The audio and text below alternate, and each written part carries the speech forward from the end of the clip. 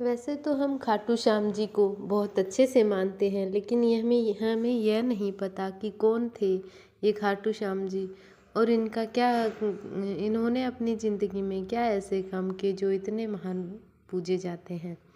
राजस्थान के शेखावाटी के सीकर जिले में स्थित परम धाम खाटू यहाँ विराजित है।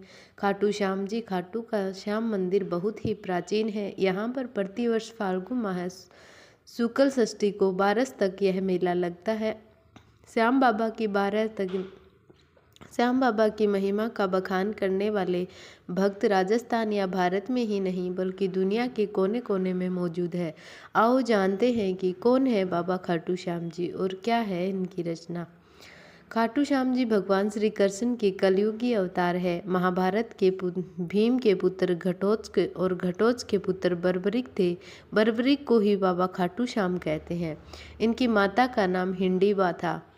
खाटू श्याम जी बर्बरिक दुनिया का सर्वश्रेष्ठ धनुर थे। बर्बरिक के लिए 3 बाण ही काफ़ी थे, जिनके बल पर वे कौरवों और पांडवों की पूरी सेना को समाप्त कर सकते थे। युद्ध के मैदान में भीम पौत्र बर्बरिक दोनों खेमों के मध्य बिंदु एक पीपल के वृक्ष के नीचे खड़े हो गए और यह घोषणा कर डाली कि मैं उस पक्ष की तरफ से लड़ूंगा जो हार रहा होगा। बर्बरिक की इस घोषणा से कृष्ण चिंतित हो गए। भीम के पौत्र बर्बरिक के समक्ष जब अर्जुन तथा भगवान श्री कृष्ण उनकी वास्तविक वीरता का चमत्कार देखने के लिए उपस्थित हुए, तब बर्बरिक ने अपनी वीरता का छोटा सा नमूना मात्र ही दिखाया। कृष्ण ने कहा कि यह तो वृक्ष है, इसके सारे पत्तों को एक ही तीर से छेद दो तो मैं मान जाऊंगा। बर्बरिक ने आज्ञा लेकर तीर को वृक्ष की ओर छोड़ दिया। जब तीर एक एक करके सारे पत्तों को छेदता जा रहा था, उसी दौरान एक पत्ता टूटकर नीचे गिर पड़ा। कृष्ण ने उस पत्ते पर यह सोचकर पैर रख दिया, उसे छू पा लिया कि यह छेद होने से बच जाएगा। लेकिन सभी पत्तों को छेदता हुआ वह तीर कृष्ण के पैरों के पास आकर रुक गया। तब बर्बरिक ने कहा कि प्रभु, आपके पैर के नीचे एक पत्ता दबा है, कृपया पैर हटा लीजिए, क्योंकि मैंने तीर को सिर्फ पत्तों को छेदने की आज्ञा दे रखी है, आपके पैर को छेदने की नहीं। उसके इस चमत्कार को देखकर कृष्ण चिंतित हो गए। भगवान श्री कृष्ण यह बात जानते थे कि बर्बरिक प्रतिज्ञावश हारने वाले का साथ देगा। यदि कौरव हारते हुए नजर आए तो फिर पांडवों के लिए संकट खड़ा हो जाएगा, और यदि जब पांडव बर्बरिक के सामने हारते नजर आए तो फिर वह पांडवों का साथ दे देगा। इस तरह वह दोनों ओर की सेना को एक ही तीर से खत्म कर देगा। तब भगवान श्री कृष्ण ब्रह्मांड का भेष बनाकर सुबह बर्बरिक की शिविर के द्वार पर पहुंच गए और दान मांगने लगे।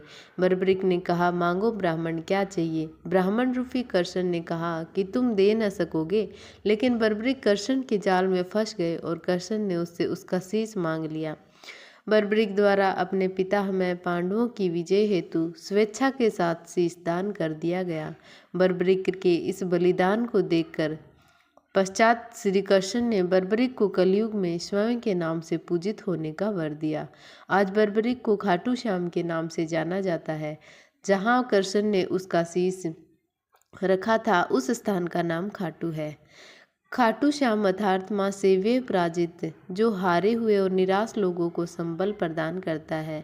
खाटू श्याम बाबा दुनिया के सर्वश्रेष्ठ धनुर्धर है। उनके बड़े सिर्फ श्री राम ही माने गए हैं।